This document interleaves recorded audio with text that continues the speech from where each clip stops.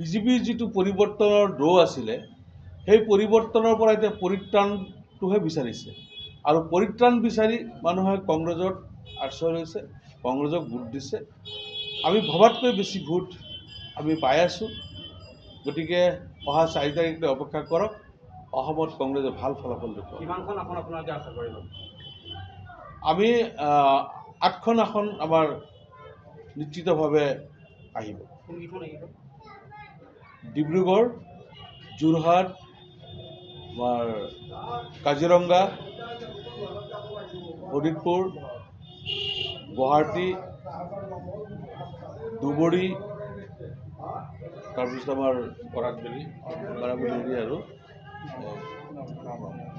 নগাঁৱতো আছেই, নগাঁও আৰু আমাৰ বৰাকবেলিৰ যিটো আমাৰ হাফিজ ৰছিদ আহমেদ চৌধুৰী তেওঁ জয়যুক্ত হ'ব।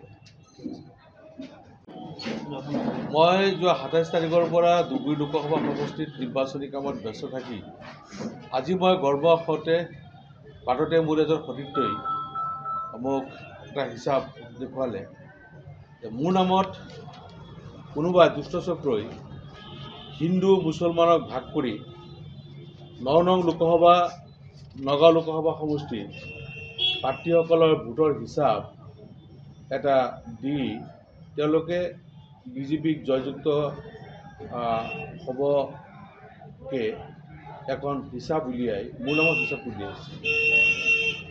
মই ভাবিছিলোঁ যে হয়তো বেলেগ কোনোবা দূৰপতা থাকিব পাৰে, কিন্তু অলপ সময় পিছতেই দেখা পালোঁ দিং সমষ্টিৰ বিধায়ক আমিনুল ইছলামে তেওঁৰ ফেচবুকত লিখিলে যে ৰূপঘাট সমষ্টিৰ বিধায়ক নুৰুল খুদাই কালি মুখ্যমন্ত্ৰী হিমন্ত বিশ্ব শৰ্মাৰ হাতত এটা হিচাপ জমা দিয়া বুলি খবৰ পাইছোঁ। হিচাপ কৰি বিজেপি প্ৰাৰ্থী সুৰেশ বৰা 6,22,000 ভোট পাই জিকিব বুলি দেখুৱাইছে।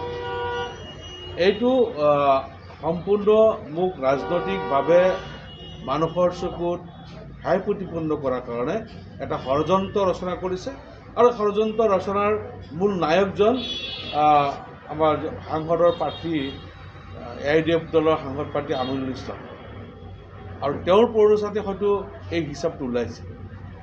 মই 26 তাৰিখে ভোট দিয়াৰ পিছত আমাৰ এজেণ্টসকলৰ পৰা যিটো মই হিচাপ পাইছিলোঁ, মই হিচাপটো মই মোৰ সমষ্টিৰ হিচাপটো মই দেখুৱাই গৈছিলোঁ যে আমি আমাৰ সমষ্টিত জিকিম। কিন্তু AIDF দল অসমৰ পৰা চিৰ বিদায় লোৱাৰ সময়ত তেওঁলোকৰ মূৰ বেয়া হৈ গৈছে, মানসিক ভাৰসাম্য হেৰুৱাই পেলাই তেওঁলোকে এইবিলাক আবুল তাবুল কাম কৰি আছে। গতিকে মই আমিনুল ইছলাম ডাঙৰীয়াক প্ৰত্যাহ্বান জনাইছোঁ যে মই মুখ্যমন্ত্ৰীক দিয়া হিচাপ তেওঁ প্ৰকাশ কৰক, প্ৰমাণ দিয়ক মই ক'ত দিছিলোঁ। গতিকে সেইকাৰণে মই তেওঁৰ ওপৰত এখন FIR দাখিল কৰিছোঁ, এতিয়া মই দি আহিছোঁ। আজি আপুনি দাখিল কৰিছে আমিনুল ইছলামৰ ওপৰত মই এখন আমিনুল ইছলাম আৰু AIDF দল ৰাজনীতিৰ পৰা চিৰ বিদায় লোৱাৰ পথত তেওঁলোকে এতিয়া মোকেই টাৰ্গেটত লৈ লৈছে। ইয়াতো নগাঁও লোকসভাতো তেওঁলোক বেয়াকৈ পৰাস্ত হ'ব।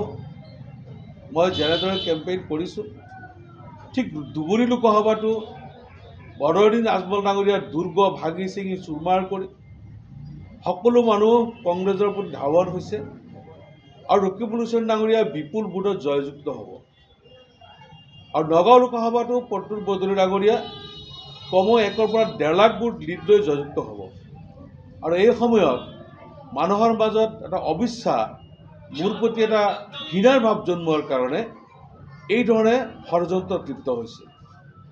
গতিকে তেওঁ এইবিলাক মিছা কথা কৈ মোক একো কৰিব নোৱাৰে। মানুহে বুজি পায়। মই আপোনালোকৰ প্ৰতিটো চেনেলৰ জৰিয়তে অসমৰ সমূহ জনসাধাৰণক মই জনাব বিচাৰিছোঁ যে এইটো যিটো হিচাপ তেওঁলোকে উলিয়াইছে এইটো মোৰ নামত মই নহয়, এইটো মোৰ নামত তেওঁলোকে জালিয়াতি কৰিছে। মোক মানুহৰ মাজত মানে লাজ দিয়াৰ কাৰণে, মোক অপমান কৰাৰ কাৰণে এই ধৰণে অপপ্ৰচাৰ কৰিছে আৰু আমিনুল ইছলামেও এই ধৰণে লিখিছে মই মুখ্যমন্ত্ৰীক দিয়া বুলি কৈছে। এইটো মোৰ প্ৰমাণ লাগিব।